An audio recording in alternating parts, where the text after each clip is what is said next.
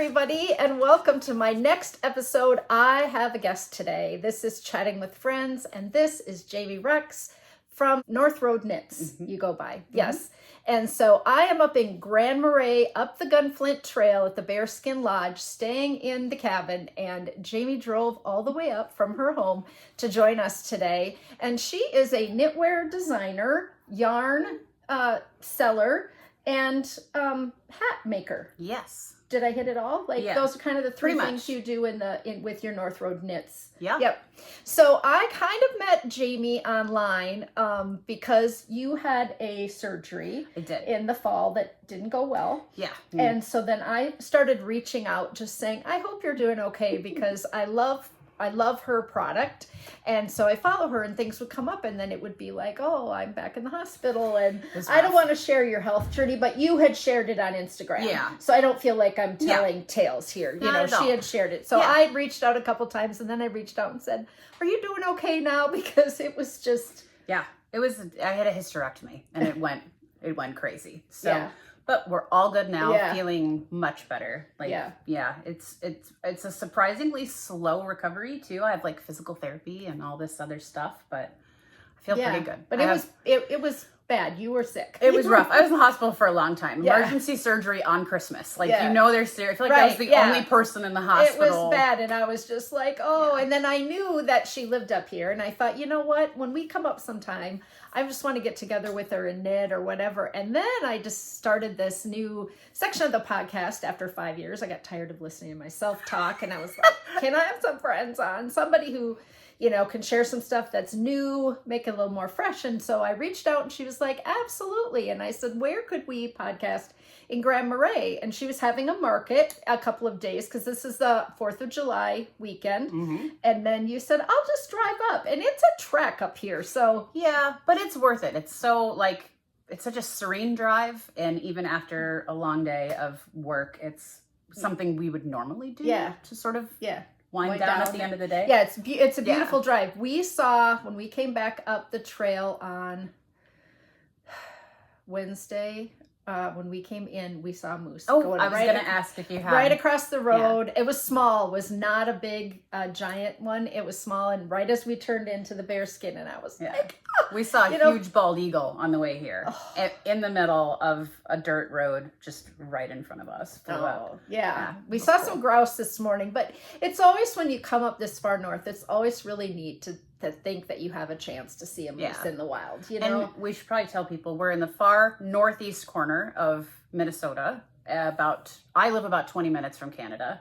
So right now we would be an hour and 15 minutes or so from Canada, because we're a little ways inland, but that's what we're talking about. Yeah, but if we kept going up the trail, you would also hit Canada. You would also hit Canada, because it goes like, you know, Minnesota goes like that. This. I have to go at like the top. that.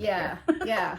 But yeah, absolutely. So right on Lake Superior. Yep. So the weather is always very variable. Yeah. And so it's rained and it's been sunny, and it was raining with the sun. Out, and so and the temperature when we left our house, which is northeast of here, it was 78 degrees, and it was 64 when we got here, because the storm went over and the wind shift. Lake Superior cools you off like that. You always have to have a sweater. Always. It was beautiful. We ran to town, and it was warm, but there's definitely a breeze in town today when we were down there after about today was weird. I was having a market, and my tent is black, so it creates like a shade cave. If you stepped into the sun, you were melting, and if you stepped under the cave, you needed a sweater. It was weird and very humid. It was. So anyway, she's here to share with us a little bit about her design business, her journey, and to show us a bunch of products, because you guys you're not gonna believe it. It's so fun. I love it's probably different than what you usually. I mean, I feel like you have a lot of people who knit sweaters for themselves. Yes, it'll be very different. I do very different stuff. I have barely knit anything for myself. Right, but I think that's cool. So you started knitting when your kids were born. You started knitting hats. My kids were in preschool. Okay, and when they went off to preschool for a couple hours, another girlfriend and I both had kids in preschool at the same time. And she had one of those nifty knitters in her closet, and we were like, let's figure out how to use this and make hats. So started messing around with a nifty knitter. At the same time, I had recently been to a mall and I saw a scarf I could not afford that was really scrappy and beautiful. And I thought, I want to make something like that. Little did I know, like, it would cost just as much as the one in the mall once you bought all the colors of yarn to make it. But that was the adventure. That's how it started. And I made stuff for my kids. I would use the nifty knitter and put like ear flaps and braids. Yep. And then make like really long tubular infinity scarves. And right away I was breaking all the rules because I didn't know the rules. I was kind of mixing fibers and holding yarn together and, you know, not paying attention. I didn't know about needles or gauge or anything. This is way back, like 17 years ago or 15 years ago. I don't even know the math. But my kids and I, that fall, so not long after I learned, went on an apple farm field trip. And the lady who owned the apple farm wanted me to make her a set just like the one I was wearing. And there we went. Like that was the first set I sold. And I've been doing it ever since in some capacity or another. Yeah. So. Was this during, like, this would have been like early 2000s. Yeah. So was this during a time when the novelty scarves were big? Were you using any novelty yarns? This was right after fun fur was popular. Okay. So there was still fun fur in a store, but it wasn't I mean, if I incorporated it, sometime I would trim it down a little. Yes. And it would get mixed with other things. Yeah. So a lot of shiny, glittery, like every texture. Yeah. So did you charge her for that? I did. I think I charged her like $50 for the set. Yeah. I mean, I wasn't thinking I was like trying to just recoup the cost of the yarn at that point. And I don't even know I guess it probably did recoup the cost of the yarn. And then I ended up making hats for all the kids in the preschool class. And years later, I ended up with an Etsy shop knitting scarves and cowls mostly and just playing around. It was like something fun to do. Never charged enough at all. My husband were you knitting mostly with the chunky yarns that you use now? No, I was still nifty knittering it. And so I was blending. I was using, 3 strands of fingering or a strand of mohair with a worsted and a sparkly one and kind of just playing for the most part. I think the first time, so we lived in southern Wisconsin at that time and my husband was in the military. And we got moved to central Minnesota and my yarn shop, I watched your podcast, one of your recent podcasts was Silver Creek Cabin. Oh. My local yarn shop. Okay. And I remember the first time I walked in there and saw Malbrigo Rasta. It was like love at first sight. I primarily knit with super bulky yarns. But yeah, that was my yarn shop. I walked in there and made a toggle button. Did you live out near Buffalo? We lived 4 blocks away from. Oh my gosh. Was it when it was down? Yeah, she wasn't at her place out in the country. She was already downtown when we moved there. I don't remember how long I lived there before I ventured into the yarn shop, but I do remember the moment. That's very close to me. So we were there for 6 or 7 years, I think. And I remember with my first ball of Rasta, I made a very simple toggle button cowl with this great big, like, maybe antler button. And it was super cute. I think I sold it for like $30, which is, if you do the math, of like a $4 profit. Yeah, but no, like an antler button can cost $30. Yeah. It was $30. No clue what I was doing back then, but it was still fun. I still loved making it. And she had a lot of Misty alpaca hand paint. Do you remember that yarn? Yes. I don't know if that's still around. I haven't seen it in a while, but I would think it's available in the back of some yarn shops. Yeah. On shelves of clearance and stuff. But I loved knitting with that. Me too. I knit some things for my daughter when she was younger because it was just so soft. And it was thicker, so it did work up quick. So I was always drawn to the thick yarns. Instant gratification, definitely from like the get-go. Something that, and if I'm holding 3 strands of whatever together, I always wanted... My hands are used to that now too. I rarely knit with anything smaller than a US 8 needle. Okay, and see, I have people who won't knit with anything. Knit above. Right, they're like, no, it hurts my hands. Yeah, that's like, we have this conversation all the time. Like, it's whatever you're used to, I think. But it's also, you have to change the way you knit. Like, I always tell people that say they can't knit with cotton. You cannot treat cotton like it's wool when you're handling it. If you put your needle in and wrap it around and pull it through just like your wool, and it doesn't give, yes, it's going to fatigue your hands. Yeah. You have to let it drape a little. I always say you have to think loose thoughts, right? I like that. Yeah. Go wrap more loosely, pull it through more loosely. And I think it's the same thing with the bigger needles. Yeah. You have to learn how to hold them differently so that they don't fatigue your hands. Yeah. Because if you're holding them the same way you hold your small needles, yeah, you're fighting with them a little. Yeah. Don't you think? Yeah. I have this conversation a lot, and we'll jump to when I started publishing patterns and stuff, but I get a lot of beginner knitters that buy my patterns, or knitters who have only knit with really tiny needles. Yep. So this is their first super bulky project. And I have a lot of conversations about that, like how you have to, you can't wrestle Malabrito Rasta. You gotta just let it flow and glide. Yes. Yeah. It's, yeah. Think loose thoughts. Yeah. Think loose thoughts. Exactly. You know, I just kind of keep thinking, I have to be looser. I have to work with it instead of kind of fighting. Yeah. You Some know? people pull their purl stitch real tight, and then they're getting a very different result than I'm getting, because I'm like just chilling. Yes. You know? Yeah. Absolutely. Yeah. So when did you make a jump from like the nifty knitter to... When we lived in Buffalo, my neighbor was a masterful knitter. She would knit, you know, a baby sweater that had a moose and a mountain and a landscape and, you know, very elaborate. And she actually got me to transition to knitting with needles. She was awesome. She just sort of sat me down and said, well, here's what you need to do. How does it feel natural to you? So I knit continental backwards, and I hold the yarn in my left hand, but I'm right-handed. So I've never taught anyone to knit because I struggle. If I watch like a YouTube video to learn a new stitch, nobody's holding the yarn like me. I can't find anybody that holds it like I do.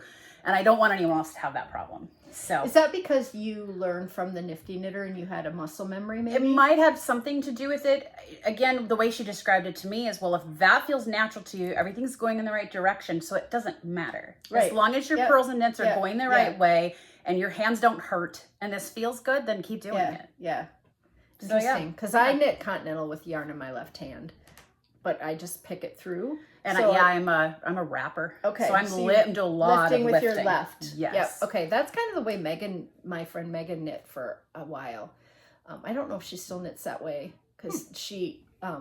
because Stephanie Pearl McPhee, who's like, you know, a big knitwear person out of Canada, kind of said, well, if you want to knit as inefficiently as possible, you can keep doing that in a class in front of a bunch of people, right? Yeah. And Megan was just like, but I'm really a fast knitter. And she way faster than me. So like, she was like, okay, but it was really It's really inefficient. What I do is very inefficient. Right. Like, and I've tried to teach myself to pick, but it changes my tension so much. Absolutely. I think once people learn, it's really hard to teach. Yeah. I teach throwing. When I teach beginners, I always teach with their right hand and throwing because I've found that pickers have a really hard time with tension at first, and if you're throwing it, they just seem to do better, and so that's what I go with. That makes perfect sense, because I knit every single day, and I can't teach myself to pick and get my tension right. So there's something it's just really hard. You have that. Well, whatever. You've done 10,000 hours of one way, and then you're going to tell your brain... Why change if it's working? Yeah. No, if I was doing something wrong, I would definitely pursue changing. Right, yeah. If you're knitting through the back loop for all of them and all your stitches are twisted, then, you know... And if you're really motivated, like if someone's really motivated, like I just want to learn to pick, then okay, go for it. Then, but otherwise, why bother? Exactly. You know, because my friend Matt knits backwards. He's lefty. I saw that on your podcast. My mind was blown. He knits, you know, and you watch him and it's like he switches every pattern. That would give me such a headache. And I think, gosh, Matt, back then it probably would have been easier to change. Just change in the beginning. Should have changed. Yeah. But now he's done it for so long. It's just his way. Yeah. It would take him so much more brain power to read the pattern in the right way. Exactly. It's not worth it. That's what it feels like to me when I try to change it. So anyway, she taught me how to knit with needles, and I just sort of ran with it full speed ahead. I don't remember how much longer after that, but I did my first market at a farmer's market somewhere in Buffalo, and then there's an occasional shop there called Secondhand Rose, and I used to put my knits in there at Christmas time. And down the road in the next town, the name of the next town is escaping me, there was a coffee shop, Irish Blessings, Irish Creek, something. There's an Irish Creek Road here, so now it's all meshing together. But they had a like antique shop next to the coffee shop, and I put a bunch of my knits in there at Christmas time, and slowly started becoming, between that and Etsy, it started becoming something that, you know, was doable. You know, I started pricing my stuff better, you know. So yeah, I started pricing my stuff more efficiently and kind of making a go of it. And in the 2 years or so before we lived up here, I think I was pretty much doing this like almost for the holiday season as an actual job. I mean, it wasn't like a full-time job. It wasn't all year or anything like that. And when we moved up here, I did a couple of festivals and what brought you up here? So when we lived in Buffalo, we would come up here, I don't know, sometimes 10 times a year. We would camp here at where you're staying, and there's a campground beside, and just became completely in love with it. The first time I ever drove through the town that I live in up here, which is not Grand Marais, it's east of Grand Marais, I said, I want to live here. So the cool temperatures, I mean, everything about it drew us. So yeah, and it worked out perfectly. Our kids love it, and they're thriving here also. And, Does Hovland have a school? No, everyone in Cook County goes to high school at Cook County High School. Okay. So it's and they come, some people have to go up and down the whole Gunflint Trail just to get to school every day. There's a bus and everything. My husband worked with a woman who grew up at top of the trail. And she took the bus almost an hour and a half back then, every day, all the way down and all the way back. And they're hardy. I mean, they rarely cancel school for weather. I mean, we were... She was talking, he always brings it up whenever we come up here. He's like, Gene Rabins used to take the bus all the way down this road every day. That is a story. And I'm like, that maps out to be 3 hours a day. When our kids moved here, they played hockey. This is interesting.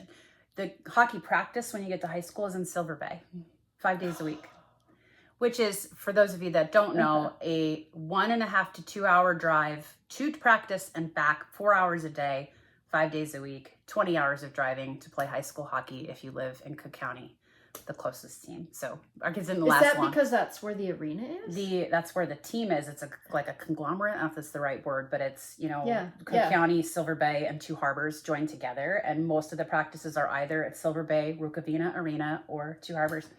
It's wild. Yeah. But people up here are really used to driving. Like, you kind of know. All of our away games for every high school sport are 3 hours one way. Silver Bay is our only like close game, and it's still 3 hours round trip, or 3 hours. 3 hours round trip. Wow. So it's a lot, but we're just used to it. And we knit the whole time we're driving. I do.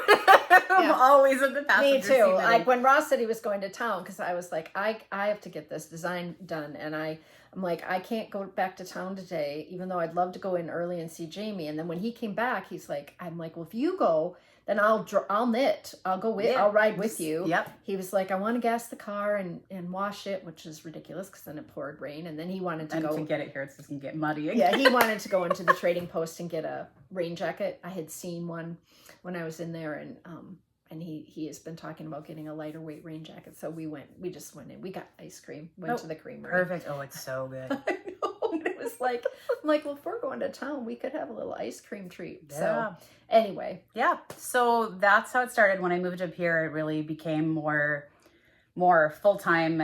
I moved up here before the pandemic, and by the time the pandemic hit, I was definitely doing this full-time, and selling in shops and going to markets and that sort of thing. When did you transition to adding the yarn piece? So, because you also sell yarn. Yes, I just started that within the last year. So once I started publishing all my patterns, which I think I started getting asked to do it pretty regularly starting in like 2018. And I figured out how to do it sometime around 2020. I kind of have a memory of having COVID and like pattern writing at the same time. So somewhere in there. And at that time, I kept getting questions about, well, where do I find this yarn that you're suggesting in the pattern?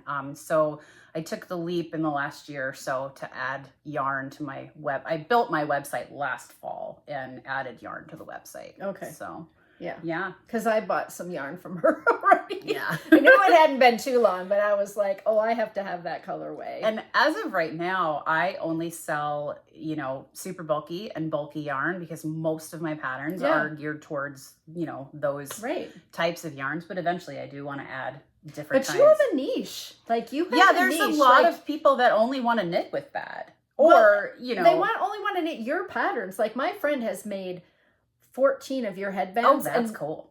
And we all went out and were like, we need to knit these headbands. Yeah, Renee knit, I don't even know how many. She brought in a stack. And we passed them around the table, and then everyone was like, we have to get this. Yeah. She's like, well, I can make more because I didn't use up all the yarn from this one. That's how the headbands happen. You know, and then I used up yarn from this one, so I'm going to make them for everybody for Christmas. And then I'm like, okay. So then I bought yarn. Have I cast one on yet? No, but I have a plan. I do have a plan. And it's pink and orange, and it's totally my color. Yeah, I love the one you picked. It's beautiful.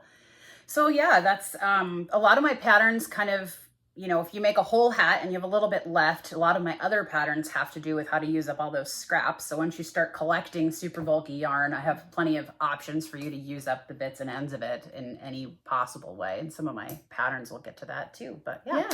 I guess I'll show you a couple patterns. Yeah, show us some stuff. So I figured since we're on the Gunflint Trail, I would bring my Gunflint Trail hat. That's one I have to Gunflint make. Pines. This one's using Malabrigo Chunky or any chunky yarn that's similar, you know, weight. Chunky yarn is hard because some chunky yarn is way close to Aran and some chunky yarn is way close to super bulky. So definitely test your gauge. But this is just using Malabrigo Chunky. And I have a little matching cowl. So the little trees and then the color work. Yeah. So yeah, that's a fun one. And there's a headband to go with that one too, because you know, you're going to have lots of scraps. Yeah. So if you're going to have some left over of this light green, then you can pop it over use it into to do the next the triangles on this one or And then you have these great tags I noticed in the yarn store yesterday because we went into Dappled Fern, so they had a sample in there. So just this week I became an affiliate for Angie and Britt. Good. There we go.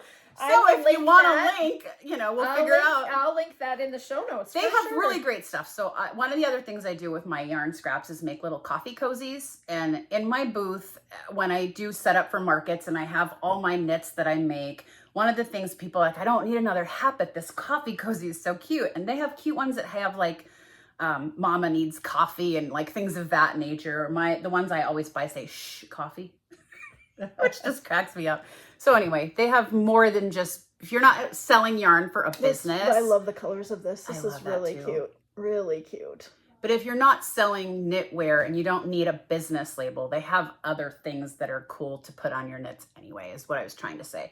There's also a super bulky version of that pattern. Oh, okay. So, and this is just Lion Brand Woolies Thick and Quick, which I use pretty regularly. So. Would this be two separate patterns? So you buy in most cases I sell them separately if they're different weights. Right. So I'm just for people to know, be careful which one you're buying. If you're looking for the super bulky, make sure that you're buying that one. Totally. So the other thing I noticed when I moved up here is people up here just embrace quirky hats. And I think I fit really well here because I love wearing a quirky hat. And so I would agree. This is like when we went to town today, my husband's like, you know what you see in Grand Marais? And I had said this yesterday, so he was just agreeing with me. He said, you see a lot of people who haven't showered in a while, and they don't care. They don't care at all. Their hair is every which way. They're wearing a buff around their head, and their hair stands straight up, and they've got 4 days of growth, and it's fantastic. They're in town. They might even be dirty, like their clothes, whatever. It's fun fact. Half of those people are Boundary Waters campers, and the other half are locals that don't have plumbing, because a lot of people live up here without plumbing. Many people on my road do not have plumbing or electricity. Wow. So yeah, we just live differently up here. Yeah, but I think it is. They come off the trail and they're like, we're going to town, we're going to eat, and but I think the hats. I saw a lady on 4th of July that had bug bites all over and just bug bites all over, and she just did not care. She was walking her dogs, having a good old time. Yeah. Anyway, quirky hats. Going in and out of just like the co-op at wintertime, the fun hats inspire me so much. So I'll start with this one. This is a Forest Gnome hat, and I have this in 2 styles. They are separate patterns.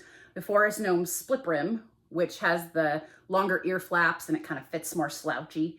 And then just this one. And these are both just super bulky yarn. This is hedgehog fibers, which if you haven't tried hedgehog fibers, please do. I wish I could carry them in my shop, but they're not taking new retailers. Yeah. And this is Malbrigo Rasta. And then speaking of like co-op hats, the little dangly bits and bobs that people have hanging off their hats up here inspired this.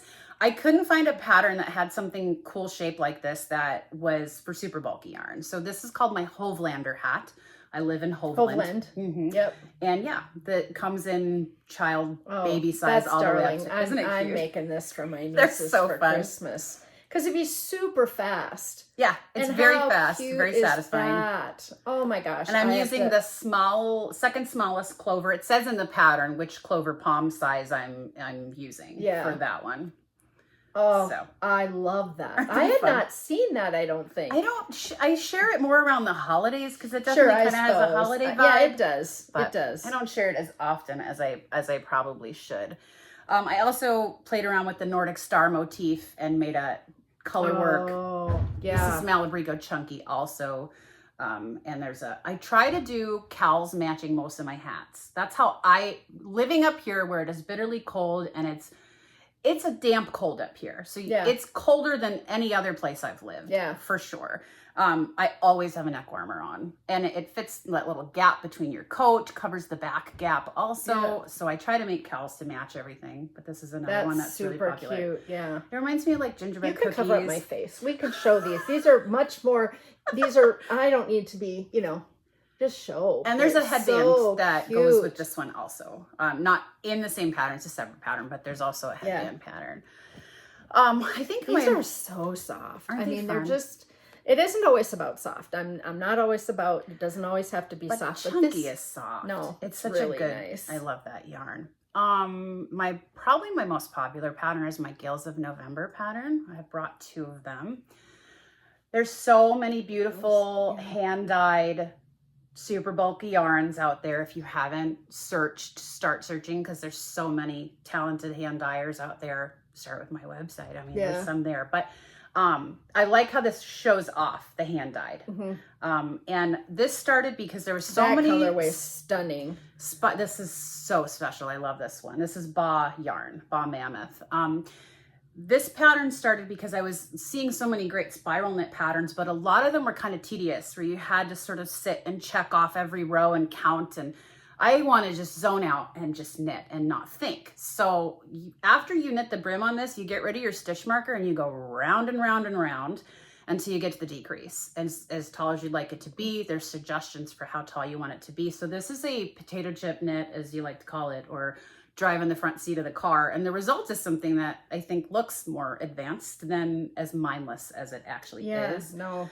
So yeah, and there's a cowl that matches this also. And then I came up with a sister pattern to that that's called the North Road hat. And that also comes in bulky. And this one has less right twists and a gap in between each one. Yeah. So right twist, right twist, white twist. There's just a purl stitch between those. And in this one, there's actually a row and 2 purl stitches. So it kind of looks like a vine. Yeah. Yeah. And I just love making these. Whenever I'm bored, it's like therapy. It's very relaxing. Yep. Once you get it memorized, you can just do it over and over. This one is in Malabrigo Chunky. That sunset color. Pretty. It matches you. Yeah, that's pretty. Yeah. And then this is a cowl in the Ba Sequoia. And I think this colorway is called Crystal Ball. Oh, isn't that pretty? And it has a matching hat. Because we're so orange in here, because the paneling is so... Right. Our colors aren't looking exactly like they look in real life. But it's kind of dark out because it's really overcast. So I'd love to set us something from the window, but our faces would have been so dark. But I'm going to hold this really close because it's prettier than what the paneling is showing it off to be. Because everything looks a little And 2 things I realized. Well, so I do sell Ba, Mammoth, and Sequoia on my website. I have a big restock coming pretty soon. But I also hand sew all my pom-poms. Oh, okay. Yeah. So you sell them? I sell the pom-poms in person. I can't keep them online because people really like pom-poms. I know. And they're really hard on your hands. So you have to cinch really tight. And Yep. Yeah, and I'm pretty picky. I sew them with a needle and thread. A lot of people will make them kind of simple with like just yarn or something. But because I'm selling it, I don't want it to ever come apart. Right. So I sit and stitch with a tiny needle and thread on every single one. So anyway. That one's perfect for Isn't it fun? Yeah, for that colorway. Yeah. It does show better closer. Yes. And then a couple other, just like, I am instant gratification and I do like chunky color work. So a couple of my other popular color work patterns in super bulky. This is the Sawtooth Mountains hat. This one's in Lion Brand Woolly's Thick and Quick, and this one is in Bob Mammoth also. And then so when you're using some of these bulky or super bulkies are unplied, they're singles, right? Then some of them are plied. Yeah. And do you think that the unplied has a tendency to pill more or not? It depends on how you treat your hat. I'm pretty delicate with them because I don't want them to, but I have a gleaner that I use if I need to. Yeah. So if you have ever bought a hat that's But you don't prefer one of the yarns over another. That just for people's, I tend to like to knit with merino wool, but also I can make this hat more affordable for people. And so I like having a slightly more affordable option in my booth too. Absolutely. Especially for like if you're knitting for Christmas presents. Exactly. And you want to knit a whole bunch of them. Yeah. And then another color work hat. Most of my patterns do come in kid sizes, and it's just satisfying to make a tiny little hat. This one's called the Lutzen hat.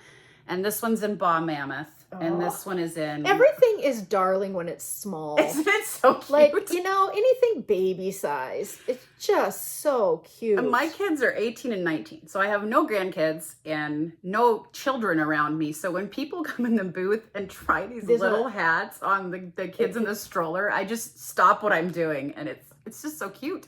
Yeah, this color is really cute too. Yeah, this is Irish Moss, I think, is the colorway, and then black and white. Yeah, classic black and white. I also love that, like, in a store, you're not going to find a kid's hat in this color, which is something that's super fun to me. Like, I don't know, I like making untraditional colors in children's hats too. Here's an adult Calvin hat version. This will appeal to a ton of people with like the kind of the neutral palette. Yeah. And if you buy 3 balls of Lion Brand Woolly's Thick and Quick at Joann's, more than likely you'll be able to make this and have enough left to maybe make another hat with the colors in a different positioning. Yeah. So it's economical also. Yeah. Super fun. And then let's see, some of my like basic hats that are really popular for instant gratification with a more, I would call masculine fit, but this is what I wear every day in the winter. I have a green version of this, and this is another yarn that I have on the website. It's Blue Sky Fibers Woolstock North. Oh, yeah. Yep, and this hat's called the Trailside hat. There's a tall fit and a short fit in the pattern, and it's been really popular this year. People really like this. Yeah, look at that. And their yarn colors are so good. It's so hard to get them to show up on the camera, but this orange is super fun. There's a green called Wild Thyme, and every time I make a hat with that, it sells right away. It's really pretty. Yeah, this is really nice. I like the look of it. The decrease makes me really happy. I like the way that it fits on my head with that decrease also. Yep. Another popular one that I like playing around with, that is my 2 Island Lake hat. Most of my patterns are named after things up here. Yeah. This is a completely scrappy version of it. So you have an old stash of acrylic worsted weight yarn from when you made granny square blankets. That's what this was for me. I used to make granny squares like crazy.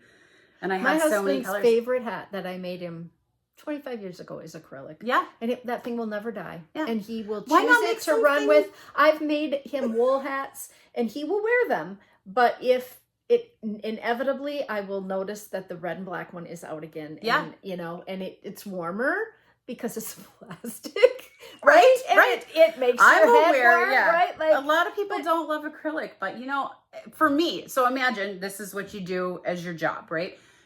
1 out of every 8 people, I can't wear wool.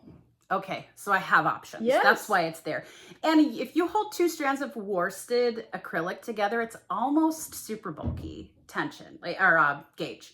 So that's what a lot of these are. So there's a solid one just to show how it looks when it's solid. This is a really satisfying a fit. Folded brim. Yep, it's a folded brim. I mean, squish my hair, but... Oh, it's super cute on you. Yeah, I mean, warm, very warm because of where the thing is. And it's fun too. I like doing the contrast brim. So Aren't these great, you guys? I just love, like, you have to go follow her on Instagram because she posts pictures of these hats all the time. They're so motivational to me. Like, I just like colors and the chunky yarn, and I'm just always like, oh, these are great. I am really driven. I never get bored of it either, and I've been doing this for so long. But every day I'm like, okay, what hat are we gonna make today? And as long as I still feel know like that's that, the thing that I'm like, kind of freaks me out a little bit is the fact that you can knit hats exclusively over and over and over again and just sell and sell and sell. And like, I don't get bored. Right, like a machine. Like I don't want to make stuff twice usually. Yeah. And I don't mind it at all. a lot of variety. Well, it does kind of force me to think like, well, what can I do with, you know, I've made this one with a strand of mohair, you know, and what can I do with this pattern that's going to make it look a little bit different? I mean, you know, every color under the rainbow. Yeah, but that turned out so cute with where you just marled with different colors. It's very stimulating. I mean, you are switching it up a lot. Like you're not knitting one I'm not just hat. knitting with super bulky, not one brand. I mean, you dive into the world of But I can't imagine what your stash looks like. It's crazy. Well, bulky. And now that there's a shop basically in my home too, I had a local cabinet maker help me out, and we have these doors, and it's a attic room, so the ceiling is slanted, and the bottom has a long rolling cart that fills all the space, and everything is kept in bags in the rolling carts. It's very elaborate, but it's a lot. I mean, and I try to use up every bit. So I have like jars with the different types and okay, this week I'm going to use up these bits. And it's really organized. Here's another color work, bulky. This one's called the Castle Danger. And this is with a yarn from Yarn Harbor Duluth, Jupiter Moon. What is it called? I wrote it down so I would not forget. La Pampa, 100% organic. Juniper Moon Farm. Yep, I know them. It was so fun to make. Look at how cute these are together. Aren't they fun? So cute. Yeah. Okay, so we're almost done. All I'm gonna do is go home and knit bulky hats. So speaking of like trying to keep it different, this is super fun. I am felting and making my own ball of yarn with all my scraps. So I had jars and jars of these tiny little bits of scraps. I mean, it's barely enough to get a whole row of a hat. And I sit down with a spray bottle and a felting pad, and I fuse the ends together. You can barely tell. I mean, pick out a spot where there's a fused end. And then I make hats with them. And it's super satisfying because you don't know what's coming out of the ball next. That is great. And you could do this with any wool yarn that felts. That's brilliant. I've been doing this for a long time. Be any length. Yeah, they could be, and no waste. I mean, and it's super fun to like come up with what colors. This is the Maple Hill hat, and come up with what colors you want to put ribbed, together. Yeah, it's just ribbed. It's like a 2x1. It looks like kind of, Oh my gosh, brilliant! Isn't that fun? Yes. These get a lot of attention in the booth. I've sold a lot of these this year, even in the summer. People are like, oh my God, it's just so fun. It's like fireworks, you know? Yeah, but it's a one of a kind. Definitely. Right. Yeah. So nobody else is and zero waste. I mean, you're helping me keep that out of not that, I mean, wool will decompose over time, but you know, it's getting used. Why not have fun with every little bit? Brilliant, Jamie. Just brilliant. Thank you. Wow. They're super That's fun. awesome. And then I thought I would share a pattern that's not mine, a couple of patterns that are not mine. So this is another way to use your scraps. This is from Drift Knitwear on Instagram. Okay. The pattern is actually on her Instagram. And it's just a tiny hat using super bulky yarn. In this case, I'm holding several yarns together. It's a hand-dyed fingering weight, I think, held with maybe an alpaca blend and some mohair. I don't know. I'm playing to get to super bulky gauge. But these are so satisfying and so fun. Oh, it's darling. Wouldn't that be fun to make for just your friends in your knitting group, right? Like, just as a little gift for the holiday time. Or actually, you could put that on the top of a wine bottle when you took it as a hostess gift or whatever. Everybody that comes in my booth wants to put them on their cats. I don't think the cats are going to cooperate. No. They probably won't fit, but it makes people think of that anyway. Oh. So we'll try to I'll get you a link to her original pattern. And then this is a pattern I test knit for another designer. Her Instagram handle is Wandering Sheep Knits, and it's called the Wild Lupin Beanie. If you've ever been to northern Minnesota this time of year, there are lupin everywhere. They're beautiful. Yeah. They're invasive. We know. I'm sure you'll get that in the comments, but they're here and we can't get rid of them, so we might as well love them, right? Yeah, because they're beautiful. They are on really the side beautiful. Of the road, but yeah. But yeah, so this is the Wild Lupin beanie. This is with Ba Mammoth, black and, or I can't remember what she calls the black color. La Perla? No. Anyway, and then Strange Magic, and then this is Malabrigo Rasta in English Rose and Natural. It really is representative. I mean, it looks just of like the lupin. Yeah, I'll put a picture in of the flower. Would we consider it a weed? Is it considered a weed? I don't think it's necessarily considered a weed. It's just a flower, invasive. but invasive. Yeah. But yeah. I have a picture on my Instagram that shows it beside some lupin, so we can pop that in here. Yep, I will. But yeah, they're usually like purple, pink, white. And I just absolutely love this pattern. It's a mindless knit. It's one of those ones where you don't have to think or check back to the pattern. It looks more complicated than it is. Yeah. And it's cable, but it's the type where you can just, it's two, so you can just hold them. And especially the super bulky yarn, just leave it kind of hanging and switch them around. So you don't have to get your cable needle out or anything. Yeah, I love this pattern. Yeah, that's really cute. And then the last thing I thought I would bring, so I have been knitting all these years for everyone under the sun and not for myself, but I finally finished a sweater. I'd started sweaters before, but my body would change shape before I could wear them. How many times? Welcome to adulthood. Yes. Like in the middle of knitting a beautiful sweater, I lost a ton of weight and I could not. I was like, that's not going to fit. So it's still sitting in the bag as we do. But I finally finished, and I'll send, it's too hot to put this on, but this is, an Instagram handle is Idaho Stitched. Her name is Shalia, and this is her first sweater pattern. And I thought she did such a beautiful job because for someone that doesn't want to think too much, it was so quick. So you could reasonably knit sweaters for people in your family. It was that quick. And this is Woolstock North Blue Sky Fibers. Okay, I love this color. Isn't it fantastic? I'm totally copying this. It's called Golden Meadow. And I mean, this is so wonderful. I'm going to wear this to snowshoe because it's warm enough. I won't need a coat. I mean, it's wool. It's going to repel moisture. This is going to be my snowshoeing sweater. Is there a super bulky cotton out there? Not that I found. No. I mean, you could hold like stuff, macrame. You could hold stuff double. Kind of, right. You could hold Cascade Ultra Pima cotton, maybe triple, because it's like a sport or a DK. It would get really heavy. Yeah, it would. I was going to try one in for mohair. People who live in the South. Right. That would never get a chance to wear something like this. Right. Could they make it? Because this is darling. Isn't it cute? Yeah. It was so simply, beautifully written too. She did such a great job. So, and you have really to follow her Instagram. She has a yurt where she teaches, she just got it and she teaches knitting classes. Okay, I think I follow her. Yeah, because I know, I know. I follow someone really who's excited got a yurt. There can't be that many. Yeah. So yeah, and she sells sweaters too. So she'll knit sweaters and sell them. It's kind of a new venture for her. But yeah, definitely recommend this yarn. Well, then maybe she can just make me one. Right? Since I have so much design work to do that I will probably never get this done by the time I wish I would have timed it, but it did not. I mean, I had time to do it and I barely feel like it interrupted my work. You know? Oh, nice. I test knit it for her. This feels really good, too. Yeah.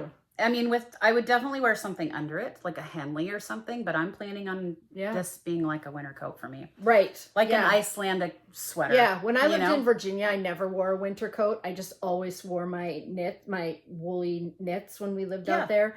And in Virginia, the state. Not Virginia, Minnesota. There's a Virginia, I figured Minnesota. That's what you meant. But, when I lived out there, it got cold, but not for a very period, it did get to freezing, right? Like, not like here. And I just never wore a coat. And that would be like, this would be perfect for something, days like that where it's cold, but you just want to look darling. I wore it when it was like 55 and I was comfortable. It wasn't too much. So it breathed just enough. So definitely check that out. Pines Pullover. I don't know if I said the name of the pattern, but that's what it is. So yeah. That's what I brought. No, you have a new shawl. Didn't you bring your shawl? I did. I was going to wear it. I wasn't thinking I would even mention it. But why? It's your new pattern, isn't it? It is, yes. So come on, girlfriend. We're gonna sell some patterns. I was looking for something that I could do with Malabrigo Noventa, which is a relatively new yarn. And Malabrigo asked me to help, they sent me skeins when they first launched it, and I've been obsessed with it ever since, and I want it to get more traction because it's such a great yarn.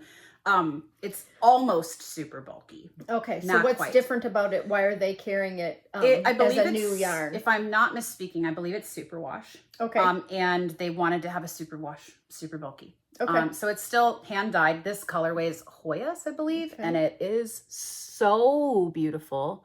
Not gonna translate on camera at all, but yeah, it's really, really the lots colorway of is lights really and darks. Like it's got light and dark in it. You know, like the pops of color, green and it's what you would expect from their Rasta and their other colors too. But I wanted something that I could reasonably produce in an amount of time where I felt like I could sell it and still not lose a bunch of profit, right? Yep. And I also, since I started selling Ba yarn, and I love their Sequoia, which is very similar to Noventa, I wanted something, it's 2 skeins, so you're spending maybe $66 on yarn, and it's heavy, but it's airy. I'm using a larger needle, size 15. Yep. It's that fun shawl shape that's like, you know, like a boomerang, I guess. And it has the long tails, which we love. Oh, yes, we do. It's such a fan I'm a long tail. of a long tail shawl. So this is something you could easily knit for gifts for family. I think that's kind of my niche, is like quick. What can I make quickly? And I just love it. You can make one in every color and it's fast enough. It takes me what it would take me to make 2 of these. Okay. That's in timing. It's 2 full balls of Noventa, or 2 full balls of Sequoia, or with a little left to put. With Sequoia, you could probably put tassels on the end because there's a little more yardage there. Okay. But yeah, quick, and I wear it all the time. Do you know how much yardage is on these? I would have to think. I'll put it down here. Yep. I'll look it up. I can put it down. It's blanking on exactly how much yardage is in a ball of Ba Sequoia. It's slightly different. But yeah, no problem. Yeah. We'll put it under. Yeah, no, we had to talk about it because she just showed it. It just came out not that long ago. Yeah, it's only been out for a little while. It's a super simple pattern. Super, super simple. So again, potato chip knitting, barely paying attention. Yeah. So that's my Are you guys just like totally inspired now? Like just to Oh. cast on all the bulky things, especially if you don't have bulky in your stash. You know where to get some. And this one but won't you can hurt always your hands because it's loose. Oh, yeah. You know, you could even do this on 17s. Yeah. US 7, and it's just floating off the needle. Not going to hurt. Yeah. But you can also hold yarn double, triple to get these weights of yarn. If if you don't have the budget to go out and purchase skeins from. So when you sell your hats, how much are you selling them for? Because people are gonna want to know. Yeah, so they're all on the website too. It depends on the hat. Okay. So I occasionally knit with the Addy also, and so there's some hats on there that are very affordable with acrylic yarn that start at like $27. And the most expensive hat I think is $72. Okay. And that would be something like where you're doing color work. This guy. Yes. Yeah. Something like this. I think most of them are in the 55 to 65 range. Yeah. So because people with are the handmade palm too, that takes another 20 minutes. The first thing I said when I was in the yarn shop was, she's not charging enough. I said that to Mary, who you met in town. I said, she's not charging enough for this hat. I said, oh my gosh, just the yarn alone costs you. Now, I understand that you are also using scraps for some of these so that you're splitting down and you're able to use, you're not just saying, oh, I have to have 3 skeins to make this hat. And I don't have to pay full price for my yarn because I have a wholesale account. I have wholesale accounts. Yeah. So that factors in too. If you were making the hat, it would, cost you more, but I'm able to get it at a business rate. So it does help. Yeah. Yeah. It's definitely, I feel like I'm trying to make the price as approachable as possible. Right. Well, you must be selling them, or you wouldn't have your market. Most Christmases, I don't have any left. Yeah. By the time, the end of the year comes, I have a tiny little tote left. Yeah. And that's largely in part to the local community. I mean, there are so many people in Cook County that are wearing my hats. I am so grateful and so thankful they buy them for their children and their moms and their cousins. And I think too, the unique environment with the tourist economy too, people that do come up here, once a year and they meet me and they buy a hat and then they come back to my website and buy more for their family. Yeah. Yeah. Well, and people see them too in their families and then are like, where'd you get that hat? Where'd you get that hat? And then it's fun. So how many hats do you have to make for the holiday season? Like I should have done the math before I came. I try to knit 8 hours a day, every day. It's a lot. I walk and knit, and I go on my elliptical and knit. So it's my full-time job. And in order to not have to go get a job elsewhere and to keep doing this and designing patterns and doing everything that I want to do, it's just what I have to do. So I try to make at least 2 hats a day. Wow. At least. And you don't have hand or arm pain? I do not. I have at times had carpal tunnel, but I have a great physical therapist that's given me all kinds of cool tricks. And, you know, when it does flare up, I sleep with my carpal tunnel mitts on for a few nights, and it's fine. I've had a little tendon stuff, and another physical therapist gave me a couple stretches, and that went away within a few days. I had that for a long time. I finally, I did acupuncture and massage therapy and physical. Finally, I had an injection, you know, a cortisone injection, and it's never come back. And I was just so thankful because I just couldn't. I couldn't function. To not be able to knit, let alone like wash dishes. I just type. I couldn't carry my purse like in my right hand. Like I just couldn't do. This was years ago, but I just couldn't get rid of it. It was so inflamed, and it just wouldn't go away. And I did all the things, and it would get a little better, and then it would flare up again. So that's amazing that you can. Yeah, I mean, if I keep the only things that actually hurt my hands are typing on a computer. That will flare up my carpal tunnel every time. I mean, typing gets it. I don't know why I can't quite break that one. But I've also done dry needling with my physical therapist. It's a little bit like acupuncture, but a little different. That really helped. Yeah. So having trouble, get that done. Yeah. Well, I just want to thank you so much because this is just, I mean, this for me was just like, I'm just going to reach out and ask her. She doesn't really know me.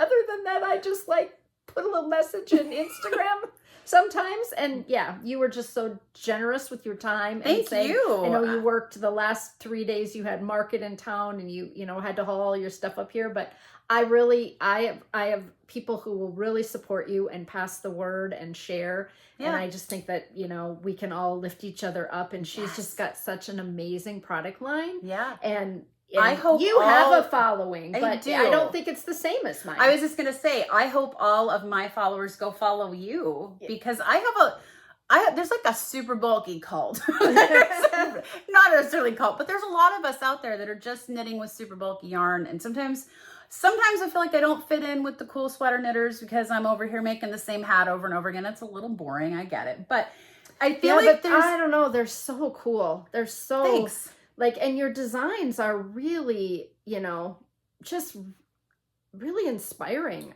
Thank you. I think. Yeah. So hopefully we get a lot of crossover and some new people find your stuff and your awesome patterns. Yeah. Thanks. I know. When we're doing the hustle, basically, we're both doing the hustle. We're doing the thing every day. My husband's like, I ripped my whole design that I showed on the podcast last week. And I was like, I have to call for testers. It has to be done by July 1st. The weekend, I got really sad because I was like, this is ugly. I am not liking it. It is not what I wanted it to look like. And I kept pushing through, right? Yeah. And thinking, you have to go with it because you need to get this done. And that's the Sunday, worst feeling. And it's that moment of you're doing this for hire, right? And but it has to look good. And so I ripped back. And I had already done 2 iterations, and I completely started over the sweater. So next time I see you, and I'm going to show the new iteration, it's much better. It's so much better. Well, that's good then. I knew it needed to be done, but you have that little thing in the back of your head that if you go a little further and you see a little more, that it might be okay. Might be okay. It wasn't okay. Well, you got to know when to call it. Just so I'm behind the 8 ball on, but it's okay now. I just been knitting on it the whole time we were here, and it looks much better. But to just go and pick colors and then maybe get partway up a hat and not have it work out. Have the colors just be like, oh, these are kind of clashing. You can go with it, but you could keep going. With all of these though, the good thing is not that much time is lost. If you do have to write I back, lost weeks because I had 2 samples going, a bright and a dark, and the worst. It really stunk. But once I made the decision, right? Then I was like okay. Set free. There's a I path. am ripping this out, and I'm not doing a yoked because the yoke looks terrible. I'm gonna do raglan, and that's it. I'm going forward, and it made such a huge difference. But it is. And my husband then he's like, you just work so hard at this, Corey, and you really are not making a living. And that's I'm sure you're not self-supporting of your own lifestyle necessarily. Could you live on your own off what you make on hats? Yeah. With the knitting patterns, close. Oh, okay. Yeah. I'm not there we're yet. getting there. We are getting there. I'm not there yet. But yeah. you've done the hustle for a lot longer than me. Well, but, and there's I had, with the knitting patterns, it bought me time to design. If those keep getting traction, then I can take a day to settle on this or a week to work on that. And that helps a little bit. Yeah. I feel like my patterns, once they're a year old, they're gone. Like, nobody's revisiting them. And it's that new shiny all the time. Yeah. And, you can't get traction on an older pattern as much. I wonder if mine's different because it's something you can remake. Yes. I would think that people would come to your site having knit this pattern, and then although this might be 3 years old, they'd be like, I'm going to make that one next, right? Yeah. Whereas the ones that I'm designing, which are sweaters and scarves and shawls and socks, it's months of commitment. Yes. And then they're not coming back to my Yeah. patterns and getting the same, not the same product, but a similar product. Like the sweater's not, do you know? I know what you mean. Yeah. Jen Steingass, who does the fern and feather sweaters that all have that yoke design. I know They're sweater. all the same, right? Like they all have some type of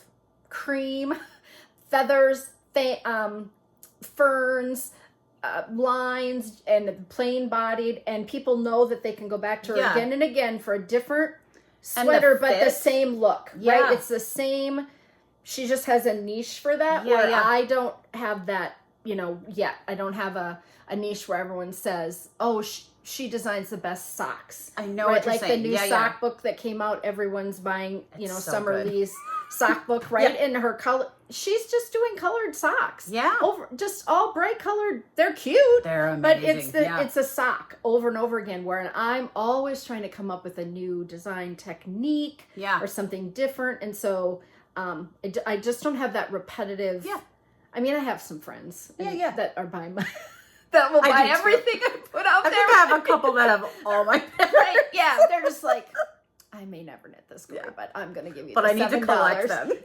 Yes, I'll be nice. So, I do that too, but, though. I have some where I bought like all of them. Yeah. When I was in Sioux Falls last weekend, I recorded with my dad and I recorded with the yarn shop owner. I came up here. I'm recording with you. Like, this should be a vacation, but I'm like, nope, I got to be doing the hustle. Yeah. I'm going to Philly at the end of the month to teach at Yarnfest. I got to set up some interviews with some people while I'm there. That's fun, though. And I do love doing the podcast, but it brings me very little money yet because it's not big enough. You have to have, thousands of subscribers to have. I mean, there are people making money on YouTube, right? I don't totally understand the whole YouTube thing, but I know enough to know there's like a threshold at which that it can be a thing. Yeah. Can start to I mean, I don't make any money for any of the content I create. I'm hoping every once in a while I get someone to buy a hat or buy a pattern.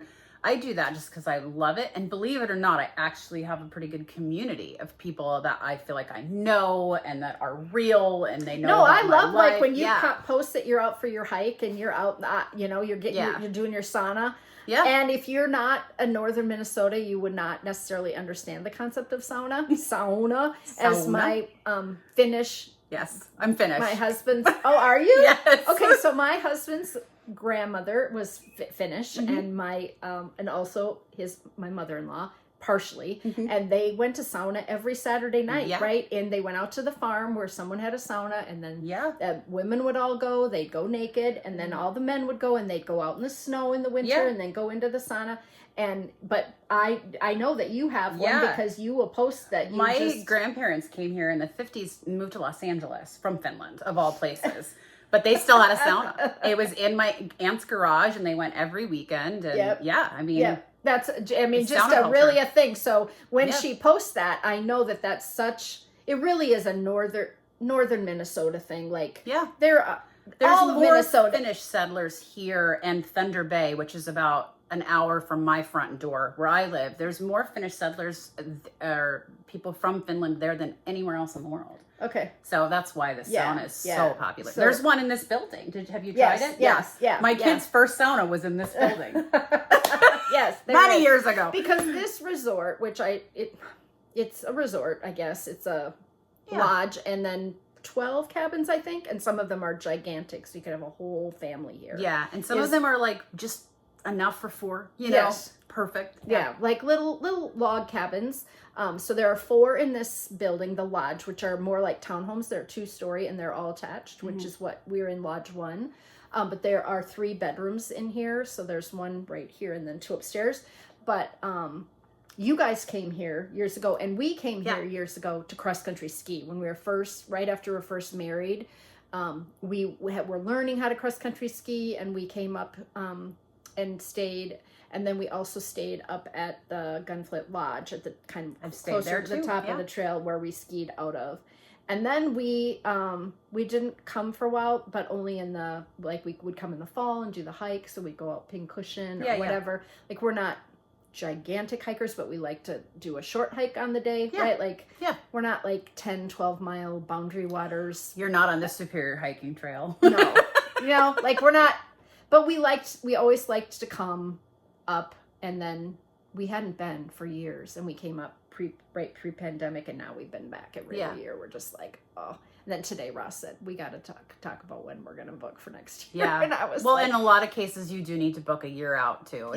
Since the pandemic, it's very popular to come up here. I think more people learned about this little hidden gem of an area, and now I mean campsites, which I'm difficult. not sure that the people who live here love that we're all here, but it does provide it's our visitors economy. to the economy, right? So the town would be considered a ghost town in the wintertime as far as people in it. Like you live quiet here, but now it was super busy today, right? There's lots of, I mean, we're not talking thousands. No. But I have not been here for the art fair, which is coming up next weekend, and I assume you're doing a booth. I will be at the Saturday market, and I'm kind of exploring a new venture, and I'm hesitant to talk about it because I haven't signed any paperwork yet, but I am possibly taking one of the little booths next to the what is now the liquor store. It was a bait shop. There's a big fish on the building.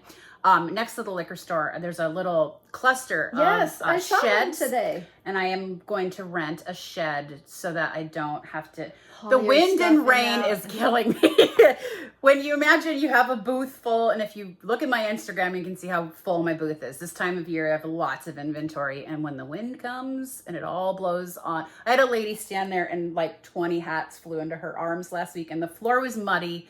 It's so I might be moving into that shed this week. I'm hoping. Yeah, I saw them. They're like a kind of a backyard shed, like a wooden, I don't know.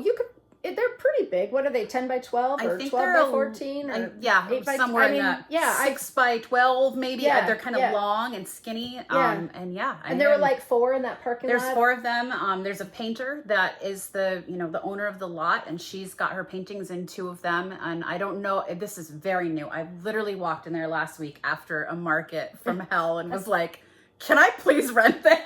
Yes. So it's all new. And that's hopefully where I'll be. That totally makes sense because you're hauling all your stuff. And setting it up, and it hurts my neck to like take it all in and out. It's a lot. So hopefully we'll be able to be there. And if not, I'm always at the Saturday market, which is every Saturday from 10 to 2 in the co-op parking lot next to the hub in downtown Grand Marais. Yeah, and we started last year. First week of December, we do like a winter village type thing that we're sort of working on making that. Be a little bit cooler. So last year they had the sauna set up in the harbor. There's a local sauna business. I mean, we're a quirky little town. There's lots of cool stuff here. I mean, I was in the Ben Franklin. I can't come to this town without going into the Ben Franklin. It has everything. Mm-hmm. They even sell yarn. They do. From toothpaste to work boots to Norwegian sweaters to puzzles. Like it's so eclectic in there, and it's water so balloons, much fun. Pendleton blankets. Yes. Pendleton blankets. Yes. Whatever you want. I know. And then the trading post is it's fantastic. Just amazing. Yeah. You know, so that's always really, and then lots of little, there's a gallery, that we've gone in a couple times looking at, you know, some of the artwork at the gallery. There's a couple different galleries in town too with jewelry, and I mean, we're really lucky. Small town too, because it's a tourist environment. The food is incredible. Oh, I know. We ate at the Angry Trout, and it's like farm to table. And it was really good. Yeah, it was delicious. Yeah, we had whitefish right from the lake. Right from the lake. They just that and Fisherman's Daughter. You can get fish caught that day, and it is so perfect. Yeah, yeah. So we're very spoiled. If you haven't been to Grand Marais, please come because it's awesome. Yeah. And so, how far are we from Duluth? 2.5 hours. Okay. From not where we're at the lodge, because we're about 20 minutes outside of town right now, but from Grand Marais to Duluth, it's about 2.5 hours. Okay. So if you're in the Twin Cities, it's a few hours to Duluth. 5 hours to get to Grand Marais. Up here. Yeah. Mm-hmm. So it's, you know, it's a trek, but then and then you can keep going up the trail, which is where I went a couple years ago, which I would have shown on the podcast. We went up to Grand Portage, and then we went out to Isle Royale. Oh, very cool. We took the ferry out to the island for the day, and we saw moose grazing in the streams, and we had literally a talk on moose from the warden guy, you know, and a moose came through the talk. I love that. Like, just came trotting behind us through the talk. I believe they have the longest moose study in history happening on Isle Royale. So it's definitely a destination to come to Duluth. You could spend time, come here. You could spend time. You could go up to Grand Portage, which feels a little like the end of the world. Like when you're getting up there, you know, you're getting closer to Canada. And, you know, you just feel like, gosh, how much further can we go and still be in Minnesota? But that was an amazing trip to go up there. There's a waterfall right on the border that is, I think, the second tallest waterfall in Minnesota. And it's a short, handicap accessible hike. Highly recommend. It's called High Falls on the Pigeon River. It's really great. Yeah. So we went to the fort up there. We did the you know, walking tour of the fort where they're making canoes by hand. Yeah. Like historic and reenactment. It's really great. Yep. So highly recommend that too. I want to just thank you so much. Thank you. This was fun. Really, really. You said you were chatty, but you didn't know how chatty I was. No, I know. I just don't want anybody to ever feel like, you know, oh, I don't know what to say next. What is she going to ask? You know, so we could probably talk another 2 hours. Yes, we could. I think we're going to be close friends. I think we are too. Yeah, we're just two of a kind. We both love knitting and we both love to chat. Yeah. So, thanks for watching. Thank you. Bye. Bye.